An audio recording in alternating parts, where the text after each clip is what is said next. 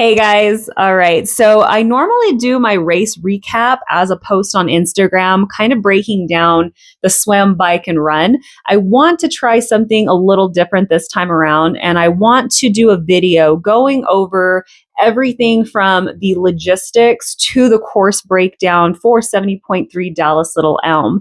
So, as you know, this year was the first edition of this race. So I always told myself I'm not going to sign up for the first year of a race because I kind of like to have other people do it and kind of see, what their experience was. And so I kind of know if that's a race I want to do.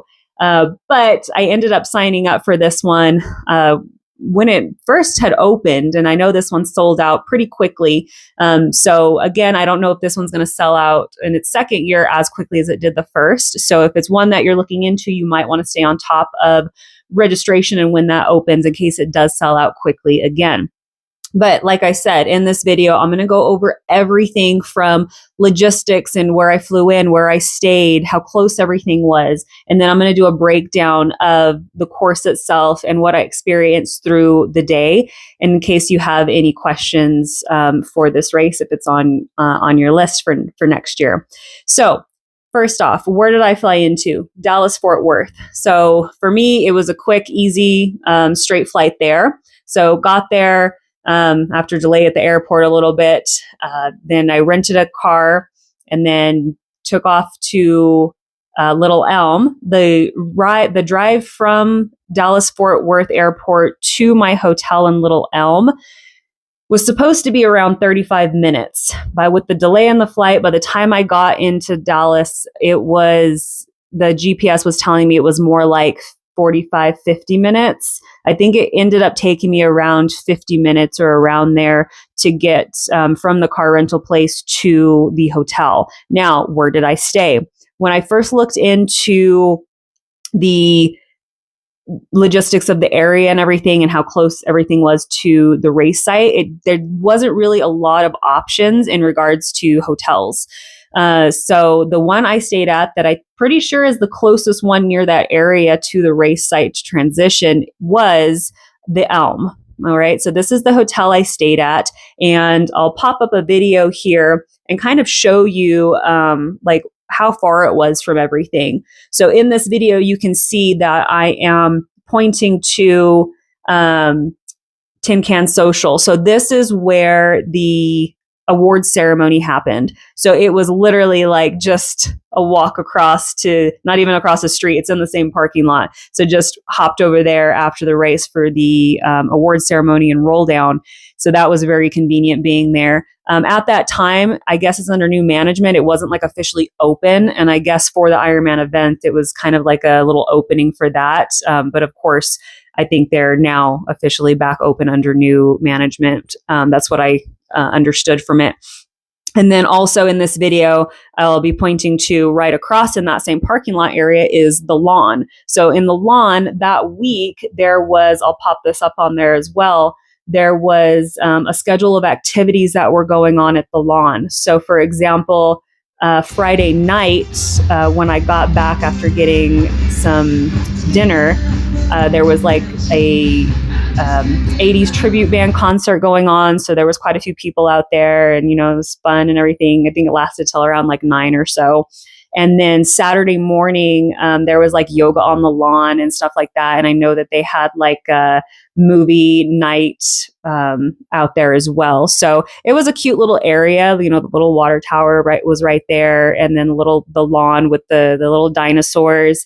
And like I said, Tin Can Social, that was really convenient for after the race. And then, of course, my favorite, there was an ice cream shop right in front of the hotel. So that's always a win. So that's where I stayed. Okay. So you can always, and I'm assuming that one's probably going to sell out pretty fast since it seems like it's the closest one near that area. Okay. So next up on screen, I'll kind of point to how far it took to walk. So I did walk to athlete check-in. So the time I got there, like athlete check-in on Friday was open till like 7 p.m., which was nice because that was a little later than what I'm used to. So I decided just to walk there. By the time I walked there, I didn't have much time left. I probably had less than an hour before athlete check-in ended, not even, probably like 45 minutes or so. But apparently that day I saw videos that people had posted where there was just like earlier that day, with that, when athlete check-in opened, that there was like a long line of athletes trying to check in. But like I said, by the time I got there, I didn't have to wait at all. It was right in, right out, no wait whatsoever. This village was, not that packed. The store wasn't packed. So just to get an idea of that. So I'm going to pop up here there's two ways you can like kind of walk down there. So I walked out of the hotel, and then you can end up taking, I believe it was Main Street. And then it ends up getting on like this nice little like sidewalk pathway, and it leads right into, right up to the village. So that took about less than a mile. All right. So about a 20-minute walk, depending on how fast you walk. So that kind of gives you an idea if you were wanting to walk from that hotel, the Elm, to the village. And I started my watch from outside the hotel to the entrance of the village. So that's just to give you an idea of that. There is another way you can take on this right here, the El Dorado Parkway. So again, I can step out of the hotel, go straight to that main street right there on El Dorado Parkway. And that one was, my Garmin logged 0.82. So it's not even like a 1/10 of a mile difference between the back way and that front way. And that's just by a main street. The other way was kind of more relaxing a little bit. So just to give you an idea. All right. So that is what I wanted to go over for where I stayed, how long it takes to walk from that hotel to the village, both whichever way you choose to go. All right. So next up, I want to talk about the race itself and kind of the logistics of the area for the race. So obviously, as you know, the swim was canceled. That was my first canceled swim. The wind was predicted to be pretty strong that day of the race, but they did what they had to do. They can't control the weather. That's something that, we as triathletes know, like we control what we can control, and they couldn't control Mother Nature. And they honestly, for what the winds threw at us that day, I would say that the people the volunteers, race director, all that kind of stuff, I think they did a phenomenal job of handling what was thrown at them. So kudos to them on that. But the day before, so it was like the morning of, before I checked in my bike and stuff. So Saturday, I went down and kind of get a layout of the land, because I thought we were still going to be swimming at that time, right? So I'll pop up some videos here. And as you can see in this video, right here, kind of giving you, and you can see it on the map on the athlete guide, of what the swim course would have looked like. And of course, they did have the buoys out and everything. So I'm kind of just directing you and showing you what that course looked like in real life. And then also what was pretty cool is they did have like a roped off area where you could get in and swim. And it seemed like we would have had access to that race morning as well. So there was plenty of people in there the day before, getting in a practice swim, kind of getting a feel of the water. The water temp, I know a lot of people were worried about the water temp leading up to that race. I think race morning, it ended up being like 65, maybe 65.5. But of course, we didn't get to swim in that. But that's what would have been the temperature, just to give you an idea of what it would have been. Okay. And then in this video as well that I'm going to pop up here, you can see that it's going to be a beach start. We go out, and then there's 2 turns, and then we come back, and then we run up on the beach, and the sandy area. And then I clocked my watch to not at the water's exit, of course, because I didn't want to get into the sand that day too deep. But you can see on this map, I have my watch going from about where we hit the sidewalk to, it would have been the arch where we go in after the swim.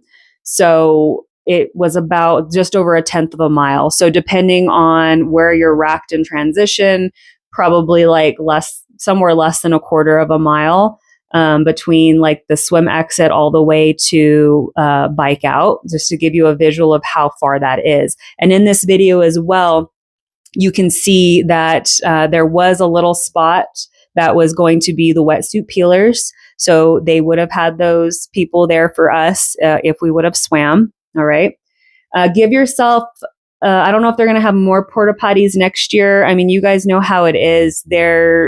That's like one of the disciplines in triathlon, right? Or any big race is you got to give yourself time for the porta potties. The lines were pretty long. I stood in line for quite a bit, race morning several times.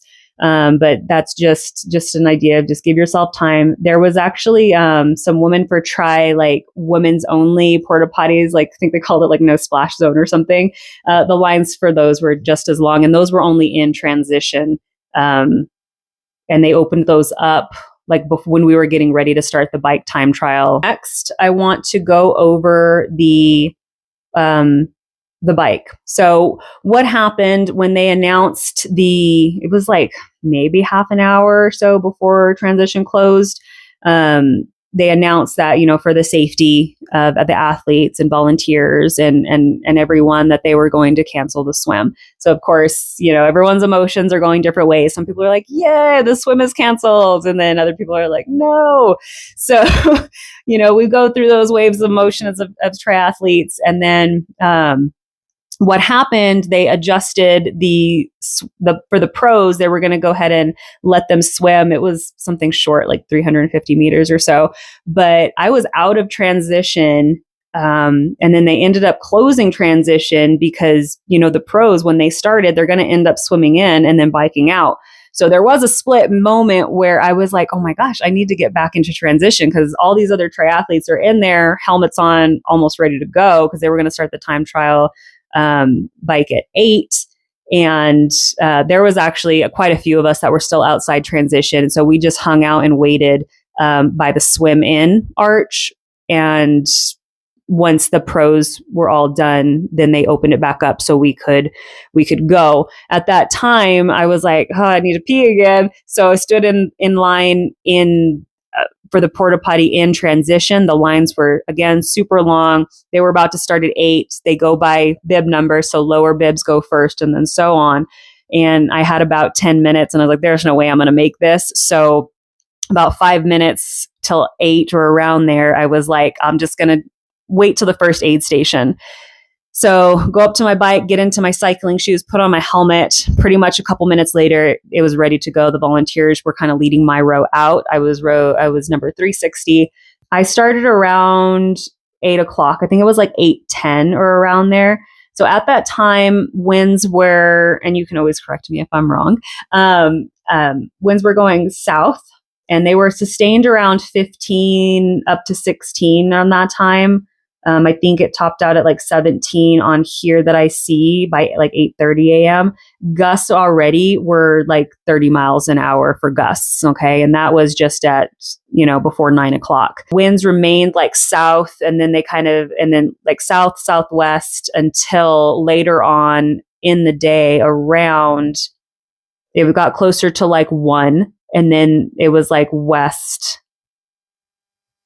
northwest, and you can kind of see here, I'm scrolling through what it was, and you can see that the gusts, they got bad, guys. By my third loop of the run, I was already thinking of my bike. I was like, I really should have re-racked my bike by the other way, because I was just hoping it was still on the rack.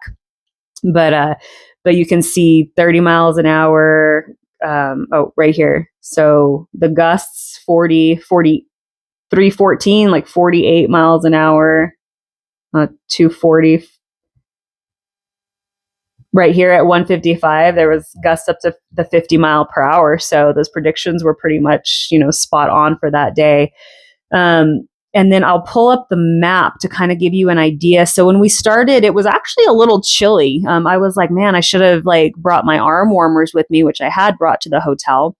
And I didn't end up needing them. I'm glad I didn't put them on. The wind was already up and it stayed cloudy for a little bit. And then the sun did end up coming out. Now on the map I'm going to pull up of the bike here. So with those winds, I'll lay over both on the top of the screen for you here. So it was pretty straight. And you can probably see if you tracked me or tracked anyone doing that race, you can probably see that their first splits were pretty fast compared to the later half of the bike. Okay. So on the first part, when we went out, like right here on these sections where we were heading away from Little Elm on 377, like these parts right here were like, wee, it's so fast. This is fun. I think I topped out at like 30 something miles an hour around there. But then, of course, on the turns heading these other ways, like that's when you could definitely feel like, oh, that's a crosswind. And then I definitely knew that it wasn't going to stay fun for very long. So, for example, once we reached this turn right up here, these crosswinds, and then, I mean, those crosswinds, some of them were strong enough to like, I definitely don't think I would have been a strong enough athlete to stay upright with disc wheels. So just to kind of get an idea, like right outside, practice in the wind if you're going to do this one. And then, of course, like if you're confident enough to try to stay aero with that wind, but the crosswinds were pretty brutal. It was pretty much too, like I was like, at some point, especially in the later half, I was leaning in. It felt like I was leaning into the wind just to stay upright and fighting against that. But yeah, so on this section right here, yeah, so that only stayed that way, I would say, after like let me go down here. Mile 23, almost 24. So right before 25, like it was all fun and games. And then, and then it was like, when do I get off this bike? But this section right here, I'm assuming this is just a little extra section to make sure we get that 56 miles. I think there was an aid station right there. It was a little congested in that part, and the turn to turn around was a little tight, but that was congested right there. Road conditions were not horrible. There was a few section with rumble strips, but they're very well painted. There's a few no pass zones where those rumble strips are. And there's some sections where it's just a little bumpy, some good little climbs in there, nothing too traumatic. But of course, with the wind, climbing in that wind, it felt a little bit soul crushing at times. But road conditions were overall okay.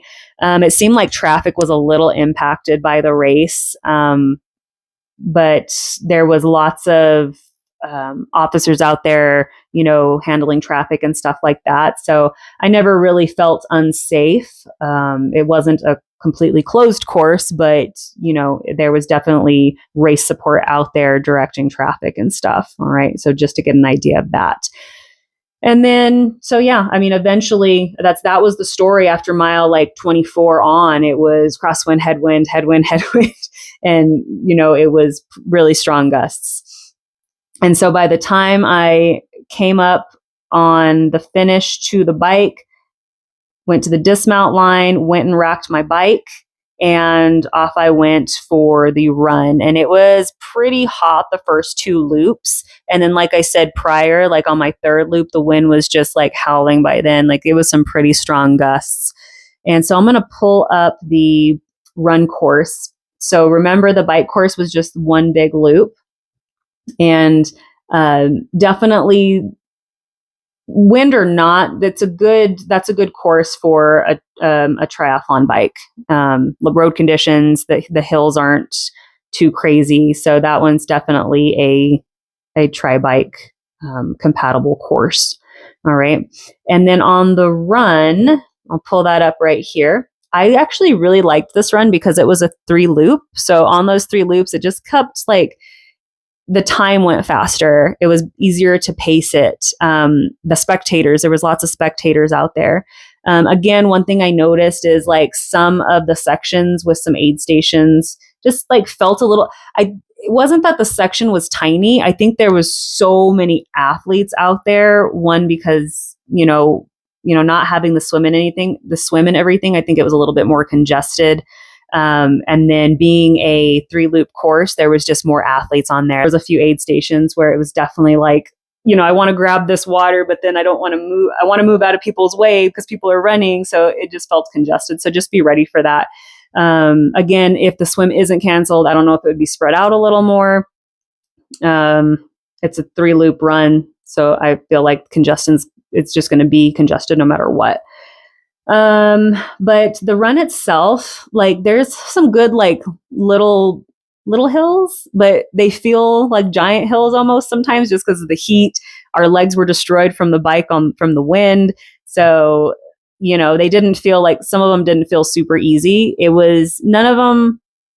I personally didn't have to walk any of the hills. I did walk some of the aid stations, just to, water, ice, that kind of thing, just to keep the core body temperature down. But none of the hills were like too steep where, it forced me to walk or anything, or to where it spiked my heart rate too much. Like obviously I adjusted my pace so my heart rate wouldn't, skyrocket, but just to give you an idea. And, part of it is on a trail, but it's not like technical trail. You can wear your regular shoes. You don't need trail shoes, nothing crazy like that. But it's, not a huge parts on the trail, but it was a pretty run. And like I said, very spectator friendly. So if you're going to have people out there with you, definitely it's spectator friendly for the run. And then, I was on the last part and headed into the finish. And that was it. And at the finish, that's when the winds were pretty bad at that point. Like by the time I got my medal and everything, they had taken down like a lot of stuff just because stuff was flying everywhere.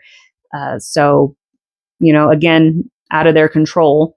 And I think you saw in my post, I think they're moving away from the finisher hats. We got a chamois towel. I don't have it with me right now, but we got a chamois towel instead of a hat. So at athlete check-in, we got the backpack, the shirt is normal. And then at the finish, we got our medal, and then the chamois towel, which is a pretty big size towel. The only other thing I wanted to share that I didn't touch on before was getting to race morning. So race morning, my original plan was just to walk to transition.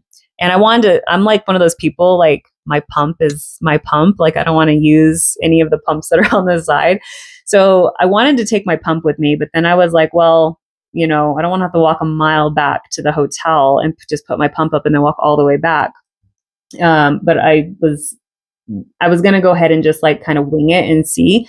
So I got out of the hotel, had my stuff ready to walk. The wind was pretty bad already, and it was a little chillier. So I was like, I think I just want to drive. So I walked back into the hotel to get the car keys, and then I end up just driving because I was like, well, after the race, if I walk, I'm going to have to ride my bike back. And that's something to keep in mind too. Like you can, but remember this map. Let me show you this map right here. If you take this way right here, that's it, because that's the way I cycle, because that's how I checked in my bike. I just rode my bike down to bike check-in, and then I walked back to the hotel on Saturday when it was bike check-in. But if you're planning on walking to transition race morning, and then after the race ride your bike back, just remember that same way, if you take this way, that's part of the run course. All right, so just keep that in mind. So I ended up just trying to drive. So I did take that El Dorado Parkway, and right away there was already, like, I didn't make it very far before you could see traffic starting to line up. Now I timed it, and it only saved me maybe 4-5 minutes than it would have been to walk. And that was only because some nice gentleman let me cut in because there was already a long line of cars. So when I was driving, I was like, oh, shoot, this is the line to get into that parking lot. And I'll show you the parking. Let me see if I can get it over here. Right there where that field is, that's where they were like cramming people in. And of course, like that, if that filled up, there was overflow parking in other areas. But I mean, there was traffic coming the way I was going on Eldorado Parkway and people coming from the other way trying to turn in for the parking. So that gentleman let me in initially. And so even with that, not having to be in the back of the line, it only saved me a few minutes than would have been walking. So it would have taken me longer probably if he wouldn't let me cut in, if no one was nice enough to let me in. But of course, it was a little nicer having my car there, because then like I pumped up my tires and then I took my pump back, and I had the car there in case I needed anything, which was nice, because then when the swim was canceled, I was like, well, I'll just walk back to the car, throw my wetsuit in there and everything. And yeah, it was an interesting race. It was my first canceled swim event, so that was kind of a letdown, because I've come to love the swim. But control what you can control. And personally, I don't know if I'll do this one again. But I always think it's a good idea for people to, try new races and kind of see what it's about. And who knows, you might love it. I think there's going to be people that are for sure going to be back for this one.